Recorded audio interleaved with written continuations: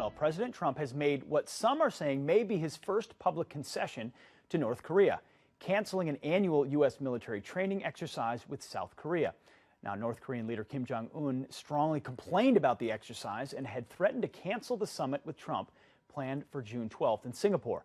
The question now is whether Kim will see Trump's move as a sign of good faith or as a sign of weakness. Joining us now with reaction is Michael Malice, is the author of the book Dear Reader, the unauthorized autobiography of Kim Jong-il. Thank you very much for being here, Michael. Thanks, Pete. So that's the key question. Yeah. I mean, you don't want to, he had been talking time and time again about we don't want to make concessions up front. Right. But is this the type of thing that brings them to the table and makes a deal more possible? Well, they've already been brought to the table. Now, these war games are happening every year since 4 decades. I mean, the fact that they're complaining publicly and abruptly is what is unfair. It would be as if I'd called you up on October 30th and said, why are you having a Halloween party tomorrow? For 30 years. For 30 years. They have backdoor negotiations. Mike Pompeo, America's head spy, met secretly with Kim Jong-un without public notification about this. So we do have back channels. So the fact that they're doing this publicly is to humiliate us. But frankly, it's a small price to pay. If they say we're giving up nuke testing and you giving up these kind of war exercises, that's fine. So you think he's talking more to his domestic audience? I mean, to his people, saying we're still in a strong spot here? No, I think he's talking to us and making it clear that if I need to stamp my foot, I'm going to stamp my foot. And don't forget, just because I'm playing nice, I can also play not so nice. How do we not get sucked into that game? That's the game he's been playing. They've been playing for decades. Right. Is give a little, get a little. Ultimately, we build our nukes. Because President Trump has already explicitly said repeatedly, I have no problem getting up and walking away from the table. So if he comes in with expecting nothing,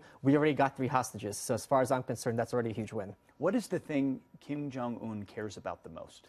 Maintaining his hold on power at all costs. So he's going to need that assurance. He's not giving up a thing unless he knows we're going to back him or China can back him. Because he doesn't want to end up like Hussein. Or Gaddafi. Or Gaddafi, even worse. That is his biggest fear. Yes. What do you put the percentage likelihood of a successful June 12th meeting that creates an actual path to denuclearization that's verifiable? Quite low, because they regard themselves as a hedgehog with spines going in every direction, and they need those nukes to make sure that the U.S. imperialists, as they call us, can't invade. So they believe their propaganda. Do they believe that Kim Jong-un, when he golfs every time, he gets a hole-in-one on every hole? No, but they do believe nukes are an effective deterrent against invasion, and that's factual. And that's the leadership Absolutely. And the people, and they've been told that for decades. And it's the truth. I mean, Sure. It's much harder to invade a country with nukes than a country with, slingshots. That's true. Bring in some facts and knowledge, Michael. Thank you very much. Thank you, Pete. Appreciate it. Great stuff.